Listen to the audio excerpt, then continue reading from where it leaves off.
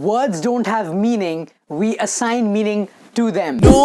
Rain. This is Naren, conquering communication with you all. This is very important to keep in context, especially in international business, where business is global around the world and people from different cultures are interacting with each other. What do I mean that words don't have a meaning, we assign meaning to them?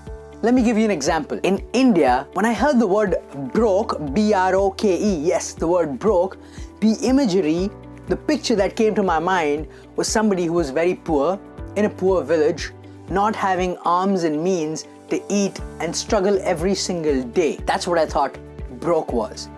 When I went to the US for the first time, I heard people using the word broke. Hey, I'm broke, especially in college. I asked somebody, hey, how are you broke? You don't have money? Because for me, the imagery of the word broke was very different. They said, yeah, man, I'm broke.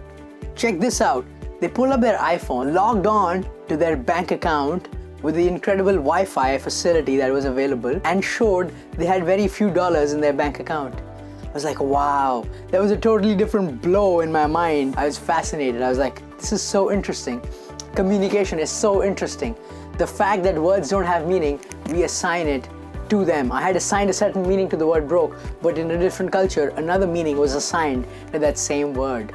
Let's keep this in mind when we're doing business dealings around the world, because different interpretations can cost us real business. Much love. I'll see you guys in my next video.